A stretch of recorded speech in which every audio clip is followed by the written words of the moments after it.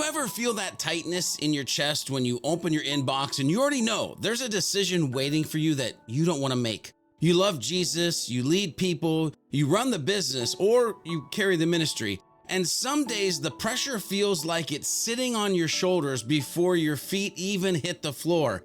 If that's you, you're not alone. And hope is closer than you think. Mary said this, "My soul glorifies the Lord, and my spirit rejoices in God my Savior." Luke 1:46-47. Right there is the big idea for today. When pressure is loud, a leader sets their inner direction on Jesus before they respond to anything else. Let me ask you a real question, sitting right across the table from you. What has been setting your direction lately? Is it the latest message, the next meeting, the problem that keeps repeating, the fear that you might drop the ball? Because the truth is, pressure does not only fill your calendar, pressure tries to take the wheel. And if you don't choose your direction on purpose, you'll drift on accident. I want you to picture a moment you know well. Late afternoon, your brain feels like it has been in 10 conversations at once. You have answered questions all day, solved problems all day, carried people all day. Then you sit down at your desk and there it is, a thread of emails that feel like a slow drip of stress. The client wants a change that bends the agreement. A team member needs clarity and you can tell that they're anxious. A handoff goes messy and now everyone is looking at you to clean it up. Your phone lights up again and you can feel it, decision fatigue, not just tiredness. That place where you want to answer fast just to make the noise stop. Now here's where I want you to be honest with you. This is where I have failed more times than I want to admit. I have responded from strain. I have typed the message with a tight jaw. I have walked into the meeting carrying urgency instead of peace. I have tried to lead while my soul was scattered. And then I wondered why the room felt tense, why the team felt edgy, why the day felt heavier. Maybe you've done that too, but here is the good news. Jesus is not standing over you with disappointment. He's inviting you into a better way. You see, Mary gives us a leadership move that changes everything. She doesn't start with outcomes, she starts with worship. She does not start with control, she starts with joy in God her Savior. That means this is not about acting religious. This is about setting your inner direction before you set your outer actions. Think navigation. When you're driving in a thick fog, you do not speed up and hope for the best. You slow down, you look for markers, you keep your eyes on what is steady. You keep checking your direction. That is what Mary is doing. She's choosing what her soul will magnify. She's choosing where her spirit will find joy. So let me ask you another question. What are you magnifying right now? Because whatever you magnify will shape how you lead. If you magnify the pressure, you'll lead like everything is urgent. If you magnify the opinions, you'll lead like you have to keep proving yourself. And if you magnify the problem, well, you'll lead like you're the only one who can fix it. But if you magnify the Lord, your leadership breathes again. You remember who is actually in charge. You remember you are not the Savior, God is. And that changes your tone, your pace, and your decisions. Now, I want you to bring this down into real life. You might be watching this while sitting at your kitchen table. Maybe the house is quiet for a moment. Maybe you have a mug in your hand. Maybe your laptop is closed, but your mind is already open and running. This is not a small moment. This is a sacred moment because the direction you set here will shape what happens out there. Here's a simple 48-hour action, and I'm gonna weave it into our conversation like we're just doing life together.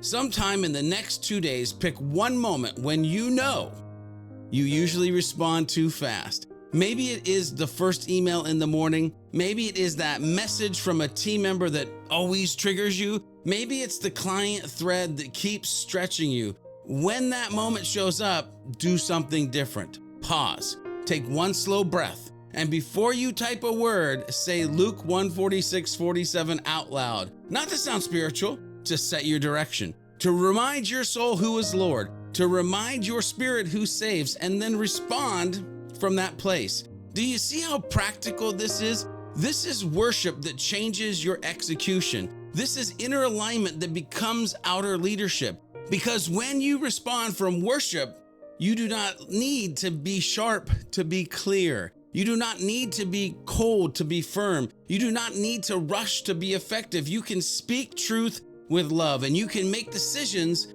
with steadiness. You can lead people without transferring your anxiety to them. And let me tell you something else that matters here. Mary did not carry this moment alone. She went to Elizabeth. She moved towards someone who could hold the weight with her, and she stayed 3 months. That is a word for faith-based leaders who feel isolated. You can be surrounded by people and still feel alone. You can lead a team and still feel like no one sees the cost. You can carry ministry responsibility and still feel like you have to be the strong one all the time, but you do not have to navigate alone. So let me ask you this. Who in life is your Elizabeth? Who in leadership is your Elizabeth? Who is the person you can call where you do not have to perform strength? Who can pray with you for 2 minutes and remind you God is at work even when you are still figuring it out? If you do not have that person, this is your invitation to build that relationship with someone today. And if you do have that person, this is a reminder to not neglect it, because encouragement is not a luxury for leaders. It's a lifeline. Now, I want you to notice something about Mary's words. She says, God, my Savior. That's personal. That is also grounding. And that is the opposite of self-saving, because business pressure can quietly push you into thinking everything depends on you. You keep the phone close. You keep the hours long. You keep the control tight, and you call it responsibility. But inside, it is fear. Fear of what happens if you stop. Fear of what happens if you delegate. Fear of what happens if you disappoint somebody. And Mary's phrase cuts through that. God, my Savior. Not God, my backup plan. Not God, my helper while I handle the real stuff. Savior. So let me ask you one more reflective question today. Where are you trying to save something through sheer effort right now? Is it your reputation? Is it your team's performance? Is it relationship at home that you keep trying to fix with more doing? Is it a project that you keep carrying because you do not trust anyone else to carry it? What if the next faithful step is not more force? What if the next faithful step is a clearer direction, a calmer peace, a conversation you have been avoiding, a boundary you need to set, a decision you need to hand off? You see, this is where worship becomes real, because worship is not only singing. Worship is choosing direction. Worship is deciding what leads you when the day tries to pull you off course, and you will feel the difference. Your shoulders drop, your breath slows, your words get cleaner, your presence gets stronger, and people around you start to feel safer. Because a leader with a steady inner direction becomes a refuge. Now, let me bring you back to that late afternoon desktop moment. You have the email draft open, your finger is ready to hit send. This is your moment. You can respond with fatigue, or you can respond from worship. You can let pressure set your direction, or you can set your direction on Jesus. And when you do, the atmosphere shifts. You may still have a hard conversation. You may still need to say no. You may even still need to hold a boundary, but you don't do it with calm. You do it with clarity. You do it with joy that is deeper than outcomes. You do it with the kind of witness that people can feel, not because you're perfect, but because you're anchored.